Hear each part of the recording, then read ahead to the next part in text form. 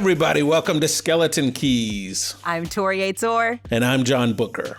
And together, we're going to try to unlock the mysteries of mythology and history in pop culture.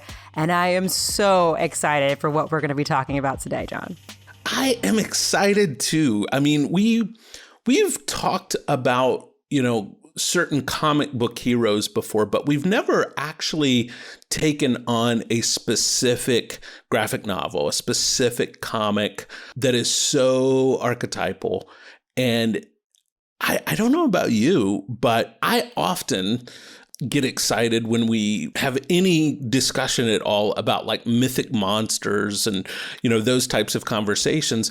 And in some sense, this allows us even to have this conversation, a very famous and well-known monster archetype. Yes. I don't know if people know who we're talking about or what we're talking about, depending on how you describe them, but Frankenstein's monster people. And Torri, I'm so glad that you clarified from the beginning for all of those sticklers out there who says, wait a minute, Frankenstein's the doctor, not the monster. You clarified it from the beginning. This is Frankenstein's monster. And, I wonder how it came to be sometimes that the monster, becomes called Frankenstein. Do you remember the first time you were ever corrected about that? I think it was when I was doing research on Mary Shelley for something drastically different. And I saw that she left a blank mark originally when she was talking about that. And then I was like, wait, isn't his name Frankenstein? And then I was like, oh no. And then you just kind of look back at all your whole life and you're like, oh, I've been saying the wrong thing for decades. Yeah, I had a similar moment. I don't remember specifically when it was, but I remember thinking I will never make that mistake again because I feel so embarrassed about this mistake. And Frankenstein is certainly the way that we often refer to, this archetype, this story, because Mary Shelley, is the one who originated this in her novel. But as a history and myth podcast, I become much more excited about the subtitle of Frankenstein, which was The Modern Prometheus. Mm-hmm. Now, as a matter of review, because I'm quite certain that all our listeners already know the story of Prometheus, but as a matter of review, in case you might have forgotten, Prometheus is this titan. He's this trickster who steals sacred fire from Olympus and gives it to humanity. And Zeus gets very upset and condemns him to eternal punishment. And this is one of the most classic horror tropes in Greek mythology. Prometheus is, of course, bound to this rock where Zeus every day sends an eagle to pick out his liver and entrails from his body. And every night when he goes to sleep, the wound heals over. The next day, everything repeats with his entrails and liver being pulled from his body by an eagle, which the eagle, of course, was a symbol for Zeus. And eventually, many myths tell us that Hercules ends up freeing Prometheus from this eventually. But this torture goes on for quite some time. Is it one of the most graphic myths? I just remember it vividly in my head, more so than other, even more violent myths. Yeah. But just the image of that wound healing and then picking it apart the next day. Yeah. No, this is like the most Saw human centipede style horror, presentation we get from Greek mythology, or at least it's up there. I mean, Greek mythology often goes into rough. some very dark places. But, as far as this sort of gore, it's certainly top 10. I mean, if nothing else, it's top 10. But, this idea of Prometheus taking something that was sacred to the gods, this fire, and giving it to humankind, this is a big idea. This is an archetypal idea because it really gets to our concept of technology. When you think about what fire allowed people to do, it allowed people to cook food, to stay warm, to sanitize things. And these are just the beginning. Fire can be used as a weapon. It can be used as a method of signaling, to other people. There's so many different ways that the technology of fire is important to humankind that fire becomes this symbol, both mythologically and even philosophically, of what technology represents. Because it can touch everything, like you were saying. Yeah. I think you can think, it's a kind of different kind of fire of like how electricity changed the world. Yeah. Of how all these different, I think it's hard for us to think of fire as a technology. Yeah. Because we just think of it as an element. Right. But that back in those times, that's what it was. It Right. was the greatest tool to be given because you can use it in so many different ways to change your life. Yeah. And for Prometheus to give that to the people. Well, and we also know that we're dealing with an archetype because this is a story that while the most famous version certainly comes from Greek mythology, one of my favorite versions actually comes from African mythology. And we go back to our dear friend Anansi, who I love so dearly. Yep. And, there's a story called Anansi Gives Stories to the People. And the myth there is about Anansi taking the box of stories that belongs, to the gods and dumping them out on the earth and giving stories to the people. And in some sense, I like the idea of story and storytelling being a symbol of technology more than fire. I feel like in some ways that provides better insight psychologically to what technology is, even more so than fire.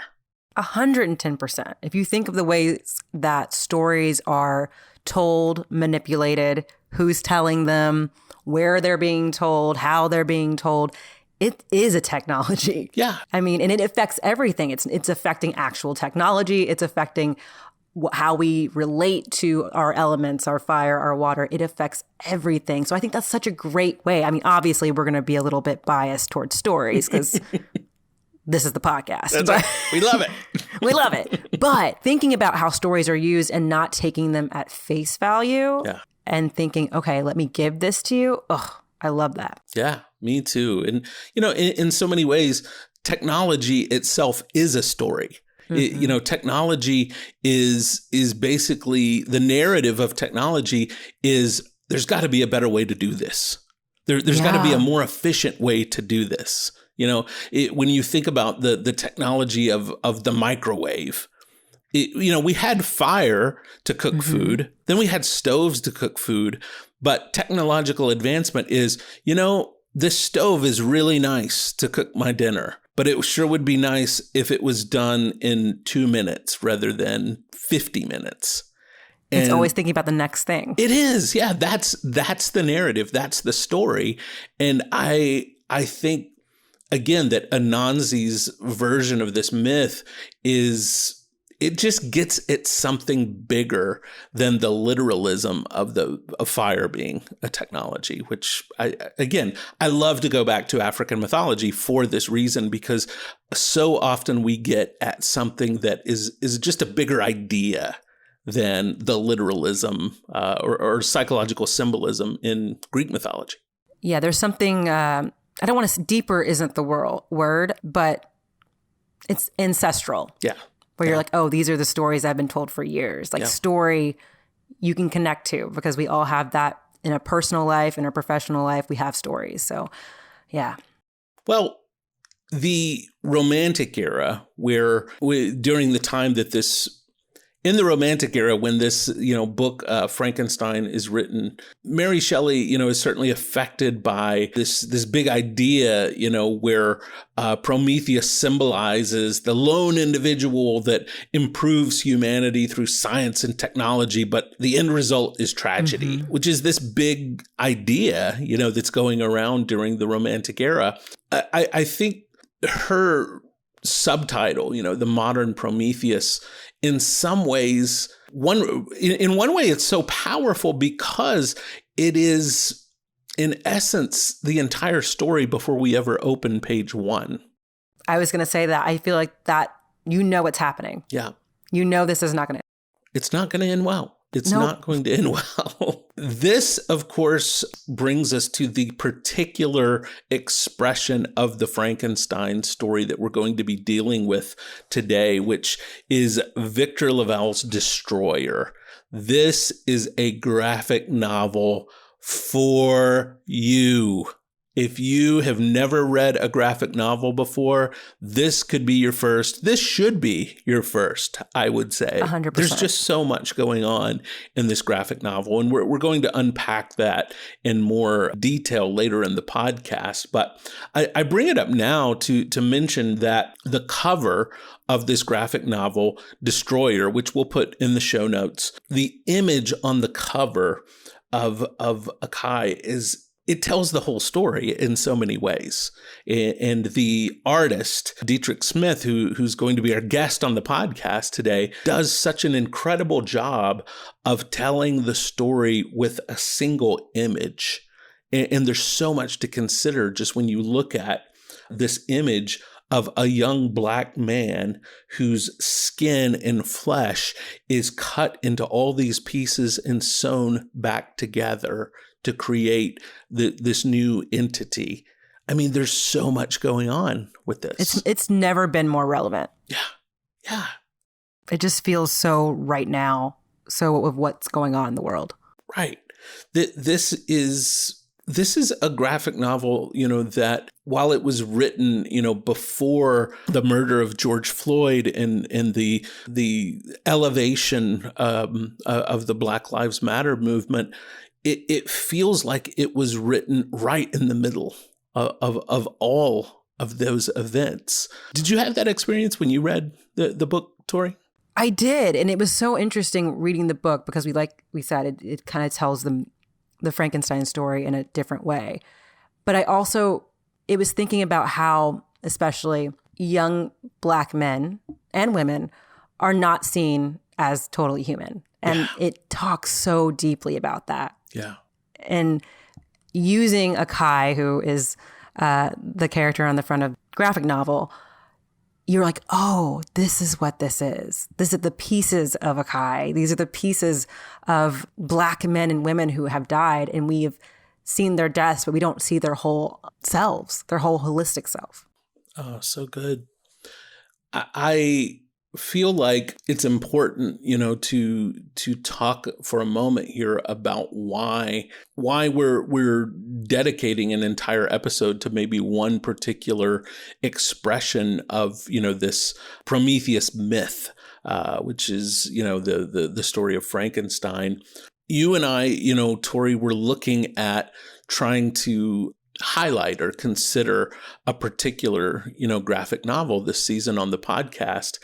And I think it's important to state up front, that we looked at graphic novels that we wanted to read, that drew us in, that we were excited about. And this was a graphic novel that you brought to the table and said, hey, I came across this. We should totally, take a look at this.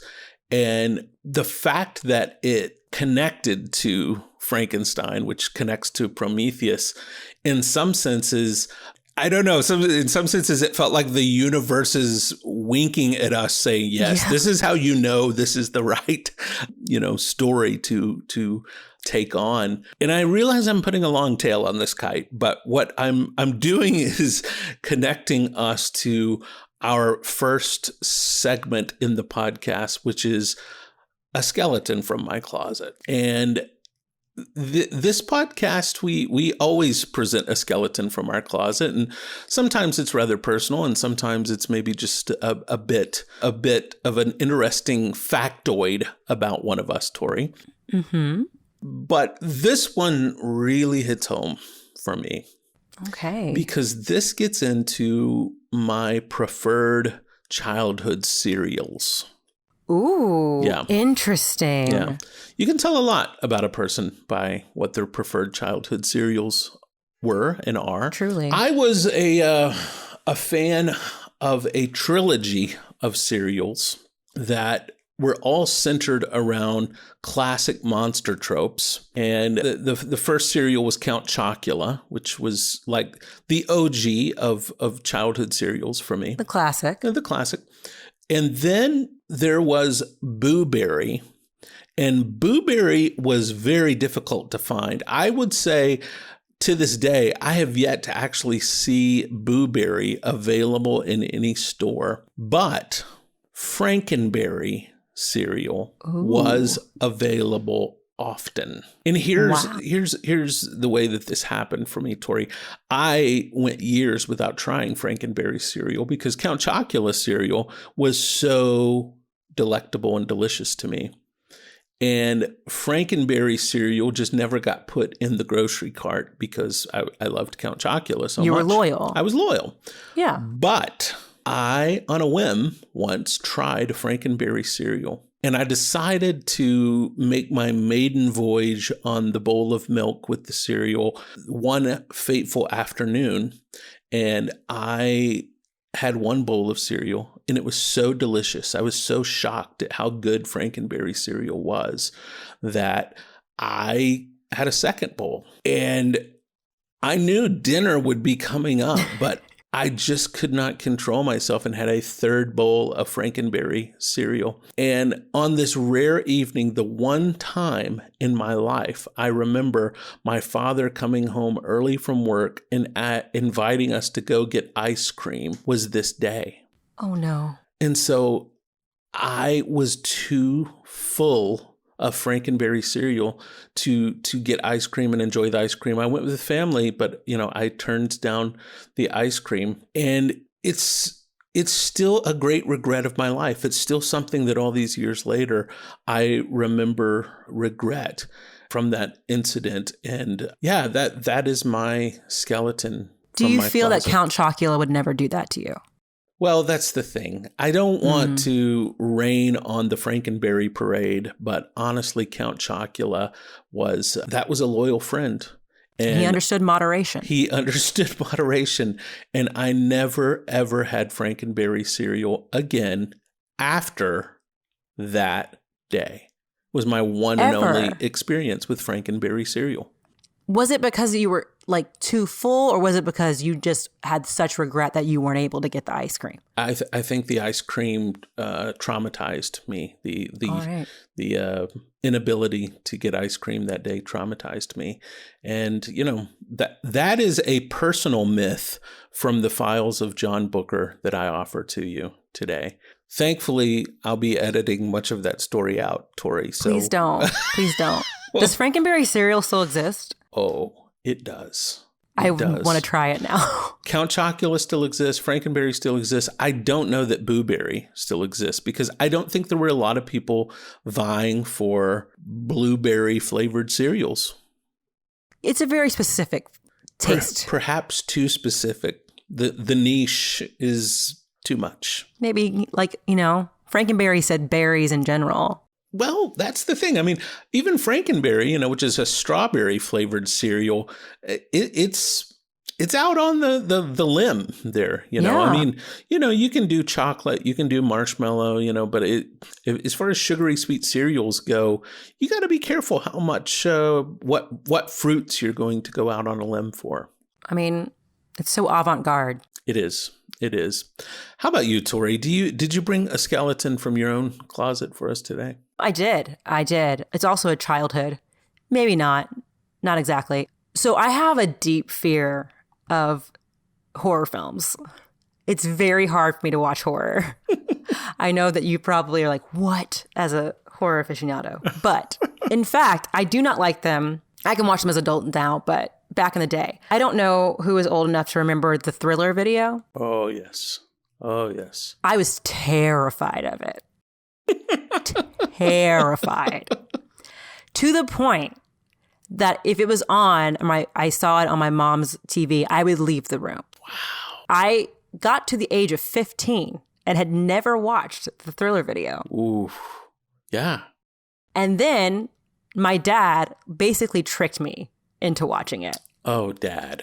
Yeah. My dad liked to scare and do jump scares at ya. Oof. And so it was like a before Halloween, and he somehow got me locked in a room with it playing. And I was like, no. Mind you, I was 15. I think I had my driver's permit. I wasn't a child. But then I finally watched it, and it wasn't as bad as I thought. Yeah. But for years, I could not watch that music video. Yeah. It was just too much for me. It's a scary video. I'll be honest. The video was directed by the horror film director John Landis, that was known for his scary movies. And I don't know if you remember this. This is a deep cut here, but do you remember when you saw it? The very first thing in the video is this black frame with white text that says, "Due to my personal religious convictions, I want to state that this video is in no way connected to the occult. Michael Jackson." I do remember that. Yeah. That to me makes the video 10 times more scary because it's like, what are you about to show us that you need to make that statement? Maybe that's what it was. Because it was just like, oh no. It's like, as a young kid, oh, Satan's going to come out of this video. I'm going to see Satan. Yeah. It's like, he's talking about religious convictions and the occult before we watch this? What is about to happen? I thought it was a nice dance song. Right. What's happening? Right. I do remember being really excited after I'd seen the video a few times because I was not a great dancer, but when I saw the famous Thriller, kind of hand claw cat movements, I was like, I can totally do that. And so I, went to middle school dances, very hopeful that at some point they would play Thriller just so I could do that one move that I knew. So you were ready. You drew another skeleton out of my closet with your story. Oh my gosh. Yeah. Yes. Oh, so good. So good. Well, I think getting back to this idea of destroyer, the story, that Victor Lavelle outlines here is really, it's a take on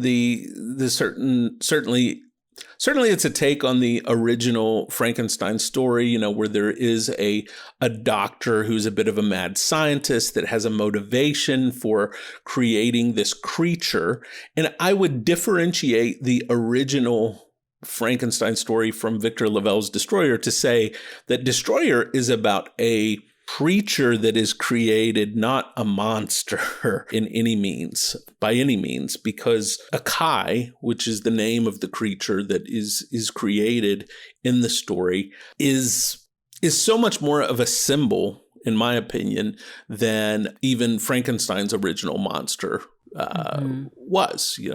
The original Frankenstein monster is certainly a symbol of one particular thing, in my opinion, where Victor Lavelle's Akai is a symbol of a lot more than that. What was your experience with it as you read the book?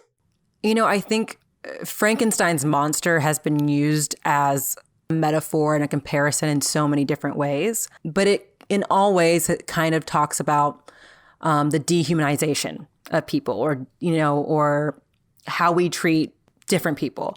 Akai is different in that his humanity is very much there from the jump.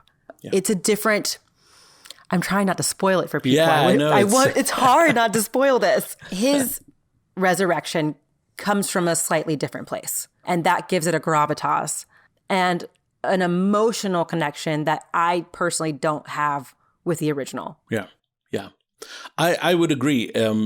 I think, one of the many complexities about Destroyer is you definitely have this theme of the Black experience being dissected in many ways, that like a creature or a monster that becomes the product of Dr. Frankenstein is. However, there's what makes it complex is really, Victor Lavelle does not lose this idea of technology gone wild. It's not as though the technology that's used in creating a Kai is without consequence. Mm-hmm. There's still deep consequences to be had, which I feel like is another part of the genius, of this graphic novel, is that it keeps with this theme that is found in a lot of comics, in that the dangers of technology is a classic comic trope. I always like to talk about the difference between Marvel comics and DC comics. The difference between Marvel comics and DC comics largely, and this is not true 100% of the time, but with Marvel comics, the superhero gains the power usually through some accident of technology.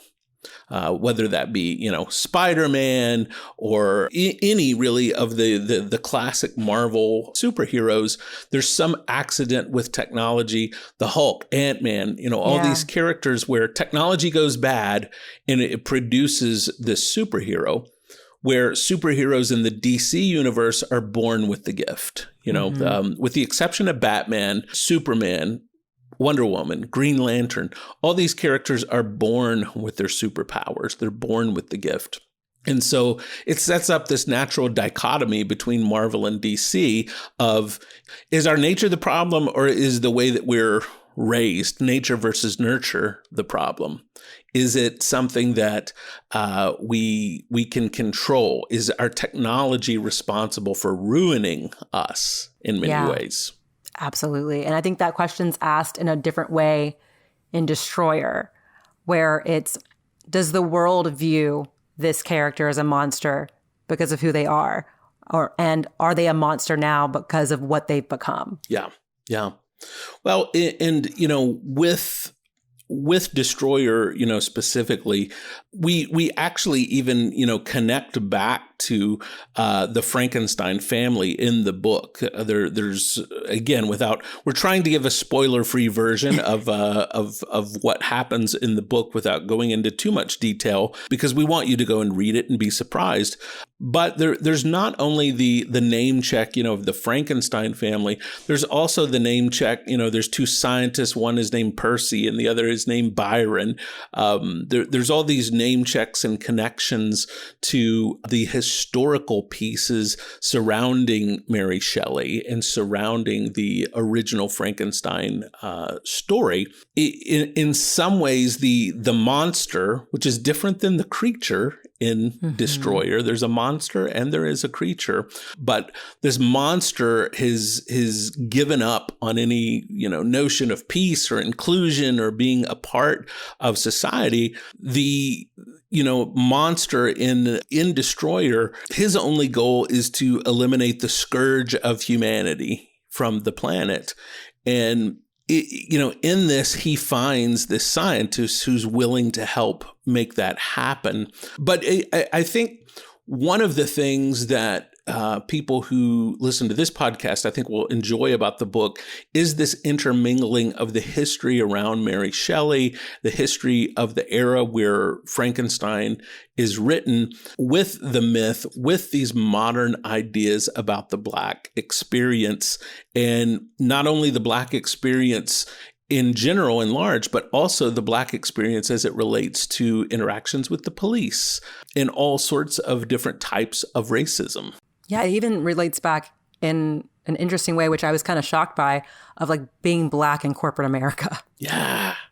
Which I was like, I wasn't expecting this in this book. Yeah. But being a Black woman in corporate America, of the shock that you would be as successful as you are. Yeah. Well, one thing that I thought about, this week as we're talking about this graphic novel and talking about this archetype and talking about these themes is how often that we see these different ideas in pop culture. Frankenstein and Frankenstein's monster. I keep wanting to say Frankenstein.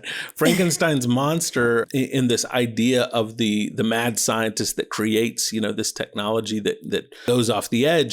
We see it specifically in fantasy, in science fiction. I think about classic films like Blade Runner, Terminator, Shape of Water, even more recently. These are all stories that have these Frankenstein-type creatures that are a product of technology gone wrong that are explored in different ways.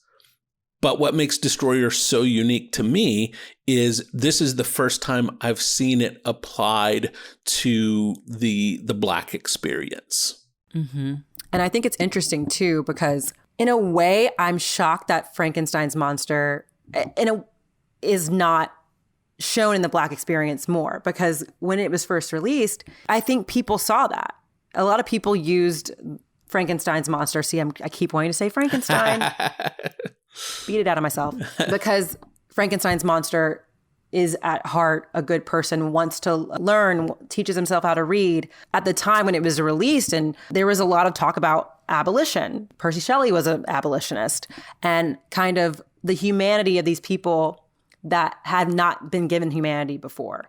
And so Frankenstein, as I think horrible and short-sighted as that metaphor is, Frankenstein's monster was used in that way. So I think it's interesting that we don't see more of that, of how the Black community has been boiled down to pieces, has been boiled down to parts, to athleticism, to music, instead of seeing them as a whole being, as a human, as possessing humanity. So I think knowing that, what Victor Lavelle did with Destroyer is put that in there in a way where it resonated more, because we haven't seen that. Yeah.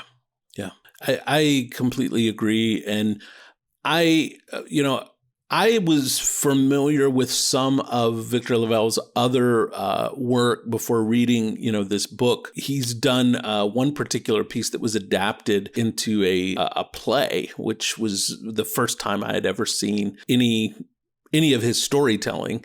And I think, Victor Lavelle is a very accomplished, award-winning writer, but I think something that we gravitate to, in his work, listeners of this podcast will gravitate to, is he is such a multi-layered creator when it comes to weaving history, myth, and the modern experience together. Victor Lavelle just sort of does that seamlessly and effortlessly in so many ways. However, he is not alone in doing this. He's a writer. He is part of the team that created this book. And the other really key part of this team, the person who drew these images, that created the art around these images, is Dietrich Smith, who is our guest today on Skeleton Keys. And Dietrich is an illustrator. He's a designer with work in the field of comics spanning more than 2 decades. He studied at the College of Liberal Arts at Auburn University before becoming an Extreme Studios intern in the wild pinup 1990s. In the years that followed, he branched from comic books to TV animation, as well as becoming involved in advertising, conceptual design, and children's books. Armed with the knowledge of various styles, he serves as a consultant and a coach for artists, helping them further develop their potential. In his spare time, he battles time travelers all around the globe. Dietrich Smith, welcome to Skeleton Keys. We are so honored to have you with us. Hey, proud to be on the show. Happy you guys invited me. Well, Torri and I are big fans of your work, and especially one particular work that we're really focusing on with this episode, and that is Destroyer. Amazing, amazing art, amazing storytelling. And I'm wondering if maybe we could get you to tell us a little bit about how you became involved with the project. How did you get to work with Victor and the other people who made this project possible? Well, actually, the assistant editor at Boom Studios, Chris Rosa, actually reached out to me. He was a fan of my work on the Shaft Imitation of Life series that I did earlier. And he asked me if I would do a sample page. He had a character in mind. And when I saw it was the creature, I hopped aboard immediately. did 2 pages and some quick roughs and sent it back to him as soon as possible and was like, please, please, please, please pick me. How familiar were you with the Frankenstein, story and, Mary Shelley's original narrative? Well, mainly, I have to tell the truth. I've never read the novel. I've just been fascinated with the storyline from the movies, different things you see on TV. And well, actually, as a youth, I grew up as a military brat and spent a few years in Germany. And there was a castle that was rumored to be a Frankenstein's castle that was about 2 or 3 miles from my house, which they would decorate every Halloween. And so that, kind of built into, the lore and the mythology about, the story. So, every Halloween I would, with the family ride up and get scared at the thought of this brilliant scientist, actually creating a monster in that castle. And during the process of creating such an iconic character, how much did you and Victor work together? Well, he already had the story pretty much fleshed out. I received the script and it was all pretty much ready, pretty self-explanatory and ready for me to just lay out visually. So I believe the character designs were already done by an artist, Dan Mora. I think they tried to fashion the creature after the artist Iggy Pop. Yeah. I can see that. Some of the other designs, like the bride, I came up with myself and the director. Just the overall designs were just out of my head. Well, I would love to zoom out a little bit and maybe get philosophical for a second. There's a particular line in the story that really struck me, and I would love for you to maybe just respond to this line and maybe riff a little on what you take from this line. And it says, as the sciences make greater and greater leaps, the things that once seemed like myths and fairy tales become reality. It seems like this was really important to the way that this story is approached and the way that the art expresses the story. So can you kind of respond to that idea of these things that once seemed like myths and fairy tales becoming reality? Well, that's so broad of I don't know how I really would pertain this to my art. That is a tough one to summarize. Let me get more specific with it, if that's helpful. Mm. There are a number of things that happen in the story where the ideas of young black men being killed by policemen, that are so relevant, to this moment that we find ourselves in right now. The art that you created around these ideas, it really struck me as being something that was obviously created before, the most recent Black Lives Matter protests and the amazing things that have been happening, in our country since the killing of George Floyd. Do you feel like art like that is something that you're able to sort of just pull out of the human consciousness in order to make it relevant and universal for years to come? Or how does that happen? Well, I don't think the art, I'm drawing anything art-wise from it. I think we're just looking at things that are taking place in modern society. I guess you could sort of say these were like tales of police brutality and abuse towards the Black community and minorities.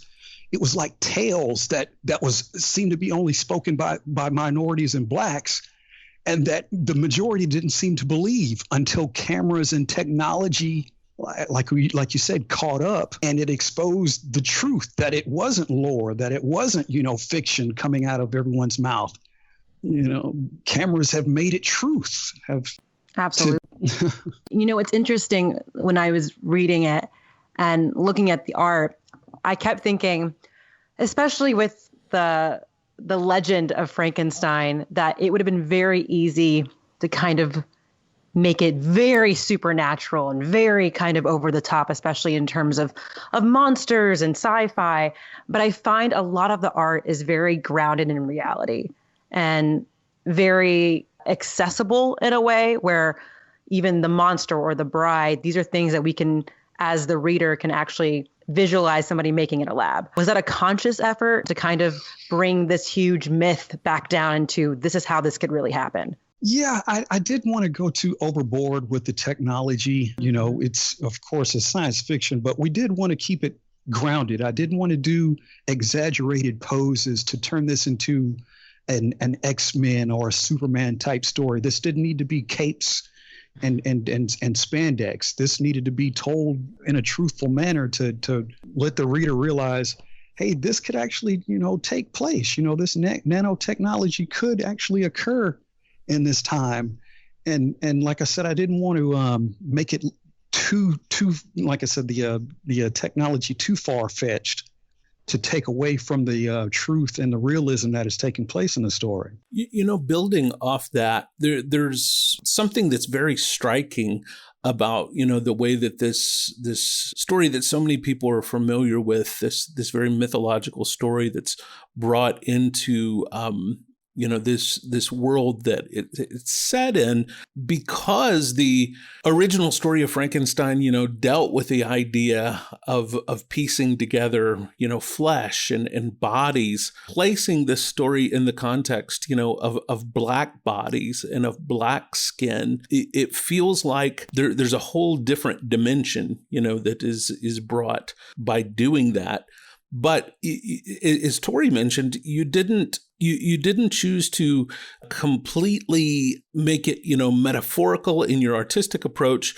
And you also didn't choose to make it so realistic that there's not room for metaphor. Are there things about the way that you drew and that you created the art around Akai specifically that you thought about, or that you were proud of, or that you really tried to make sure that you communicated as you were creating the art for that character? Well, I tried to keep him as innocent as possible because of his age, because he is still at that point of learning.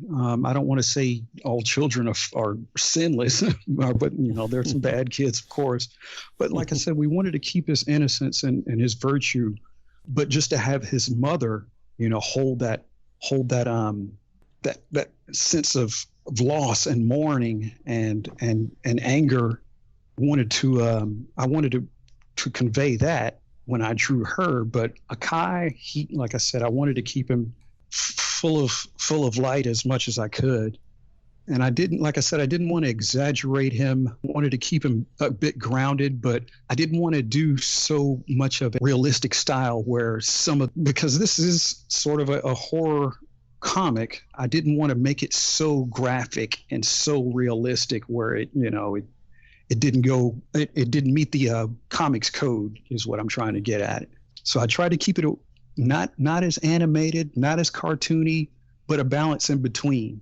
Speaking of Akai, and you mentioned Josephine, what was your process like in building her character? Because even the art around her, when I was reading it, I think in the original Frankenstein, Dr. Frankenstein, is painted as this kind of maniacal, but immediately when you get into Josephine's story, you empathize with her. From just like her wearing sweats in the flashback, there's a very sense of, I see myself there. How did you accomplish that? Well, like I said, basically through the script, Victor pretty much gave me the environments that she was in. Like I said, when she's at the bar in the first issue, she's just relaxed, and you wouldn't realize that's her. And I think of the scene where she's with Akai and they're going over a map. Like I said, we wanted to keep her to just have the regular mom look. That's because that's who she is. She's a regular mother supporting her child, trying to press on with her career, but this tragedy occurred, so we wanted you to pretty much sympathize and be in mourning with her at the same time. But like I said, but later on, you wanted to feel her wrath, and you wanted to go along with her wrath. Hell yes, I did. As a Black man yourself, what does it mean to you to be a part of, bringing a story like this to our modern culture and being a part of building our modern mythology? Very proud of it. Very proud. Looking back on it, I wish I could have done more. When you're working on a project, a lot of times you're just trying to meet deadlines and you're trying to, get through the next day on that page and on that page. But then when you months later or weeks later, when you look back at it, you're like, man, this was something I'm very proud of. And I wish I could have spent more time on it. I wish it could continue further. I was kind of hoping that Victor would like to continue the story along. I'm hoping that it would, gain more acclaim and have more readers, push for it to continue the story. But like I said, but like I said, people are telling me, no, you did a fine job. But, as an artist, you feel, oh man, if I could have pushed that part right there or pushed that part a little bit further, a little bit stronger. But, that's every artist, that's every writer, that's every creator. They look back on their past work and think they could have done a better job. Well, as one reader who has gotten so much from the book, I can say I think you did a phenomenal job at bringing these characters to life. It's the book has really meant a lot to me. Can you talk for a moment about how you see this project differently, or how you approached it differently than some of the other, projects you've done? Let's take Shaft, for example, which is, also a story from the African-American experience, but it's a very different story, very different characters. So can you compare and contrast a little between those two projects?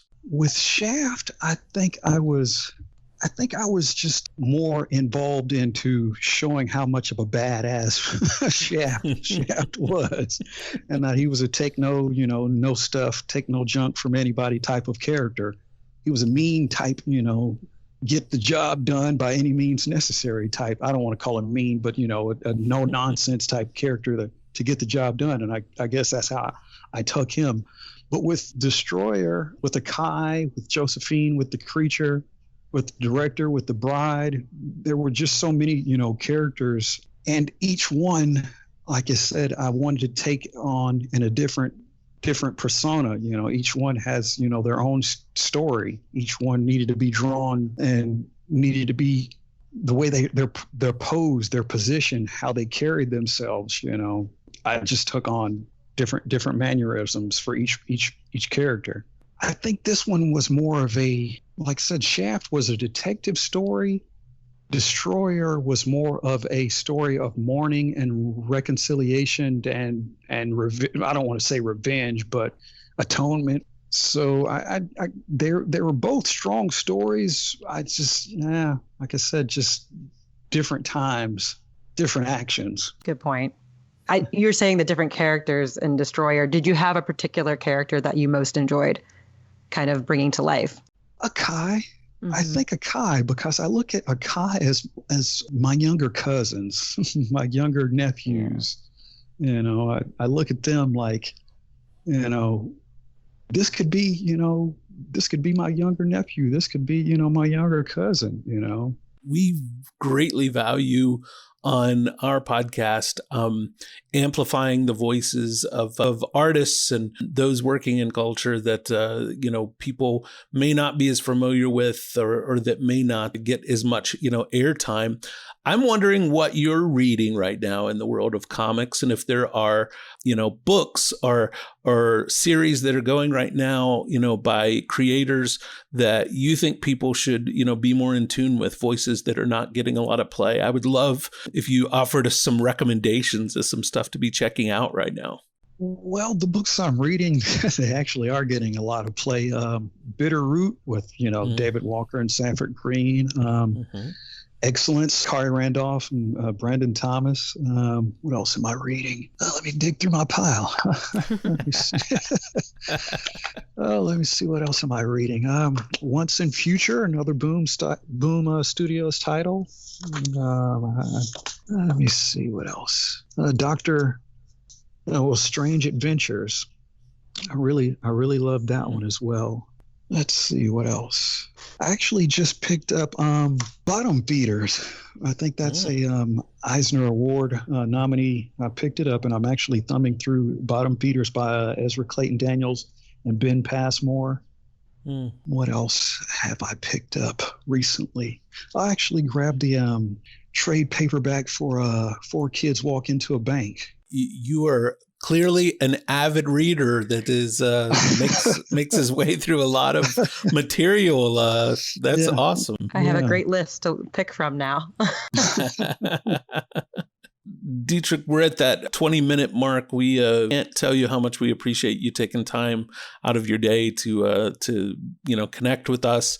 We have been really, really inspired by this book. And again, we're doing this whole episode where we're just working our way through, the mythology and folklore that has been brought into our modern context through this book. And to have the person who created these visuals, on the podcast is such an honor. We appreciate you so much. Oh, thanks. Thanks for having me, guys.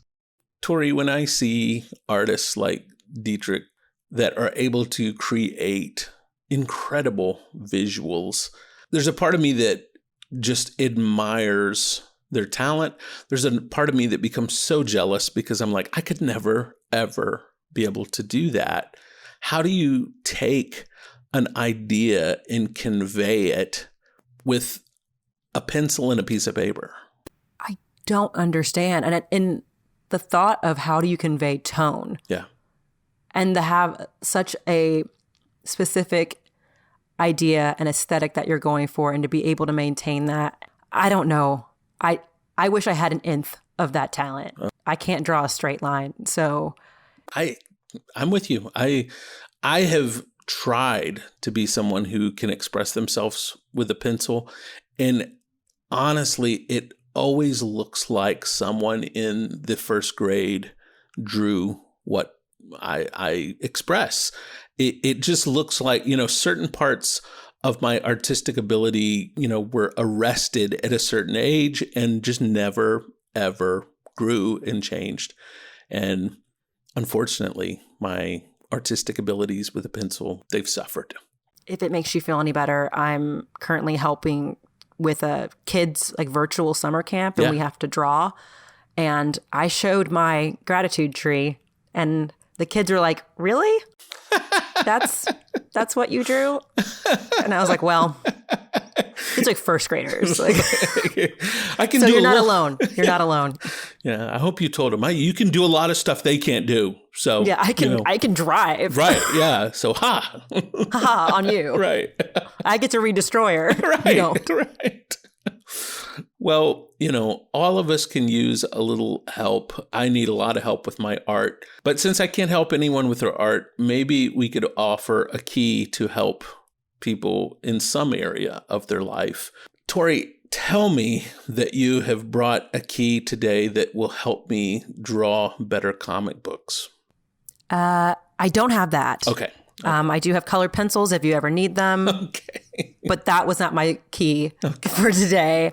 My key was the book by Elizabeth Young called Black Frankenstein, The Making of an American Metaphor. And it basically talks about how Frankenstein's monster has been used in racist ways and anti-racist ways, and talks about how that metaphor has changed throughout history. And it's really a great read. It's a very academic book, but written in a way that's really accessible. So I would highly, highly recommend it. That would be mine. But what about you? What was your key? Well, I'm going to make history on the Skeleton Keys podcast today because I brought 2 keys. Whoa. Yeah, I know. One from the classical world and one from the pop culture world. Yeah, so my key from the classical world is a book from an author that I've referenced before. I just love his work, and it's Carl Carigny. And he wrote a book on Prometheus, and the subtitle is Archetypal Image of Human Existence.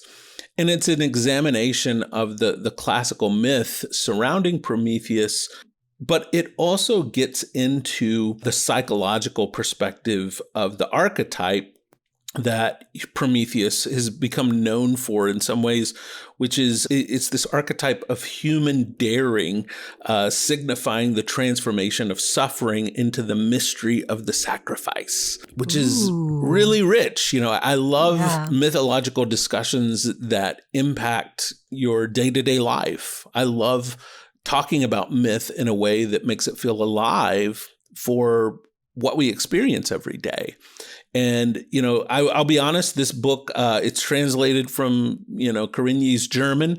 So it's a bit academic in some parts, but it really is a rich exploration of this well-known mythological figure and how the ideas around this figure play out in our day-to-day psychology. So highly, highly recommend Prometheus by Carl Carigny. But I equally recommend one of my favorite albums from Ice Cube, which is his album War and Peace. It's the first volume, the War disc. And he has a song called Dr. Frankenstein on that album. And Dr. Frankenstein it's really Ice Cube at his best because it's him exploring his own humanity. It's him exploring the narrative of the character of Ice Cube, the persona. And then it's looking at that as being a blessing and a curse. So, you know, right before he cuts to the chorus, every time in the song, he basically, you know, talks about how this monster that he's created out of his own life and career has been wonderful and terrible. And, you know, in one particular line, he says, getting liberated by this monster I created, Dr. Frankenstein. He recognizes, you know, that there's a freedom, there's a liberation from what he's created, but he also refers to, you know, the magic that has animated this monster as being, you know, hocus pocus or something that he can't fully control. He doesn't have the full control mechanisms to keep this from being problematic sometimes.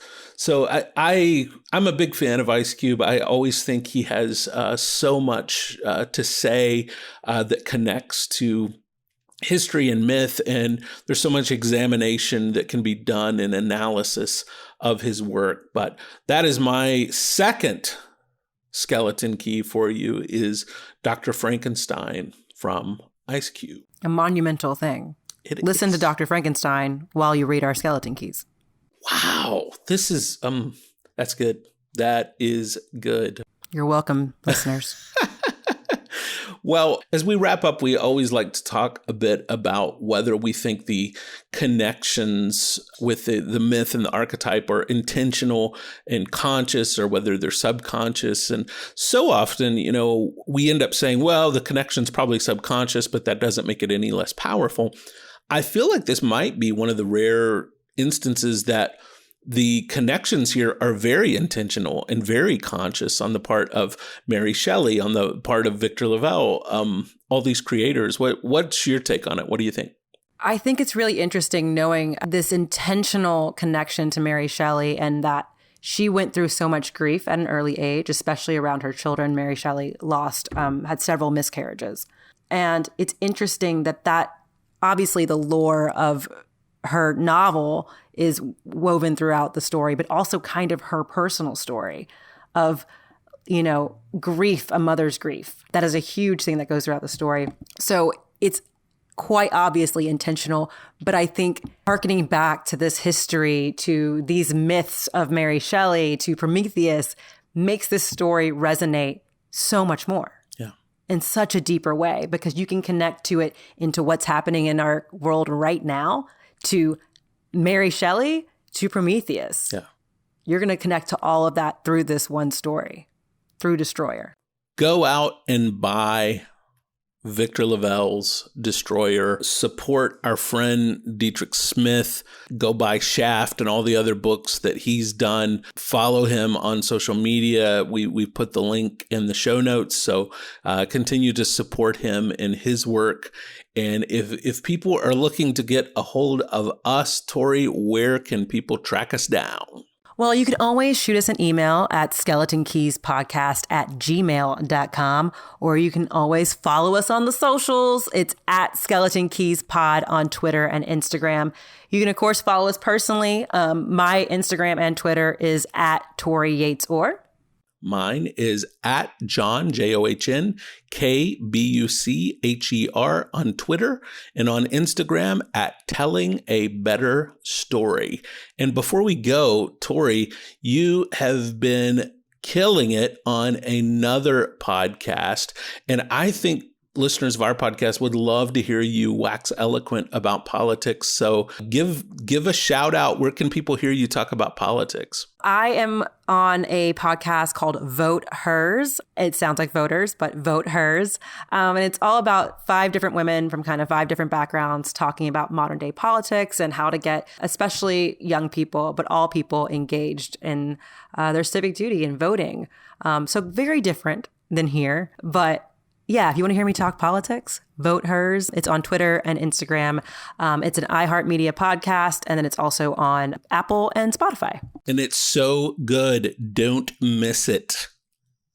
You're a little biased, but thank you. I am a little biased. Well, that's going to do it for this episode of Skeleton Keys. Thanks so much for listening. If you like what you hear, go give us a rating and review on Apple Podcasts. Hit us up on Twitter. We would love to hear what you're thinking, how you're feeling about the podcast. And we will see you next time. You've been listening to the Skeleton Keys podcast with Torri Yates Orr and John Booker, a podcast that unlocks the mysteries of mythology and history in pop culture. Contact us at skeletonkeyspodcast@gmail.com or follow us on Instagram and Twitter at Skeleton Keys Pod. Skeleton Keys is a production of Sideshow Media Group.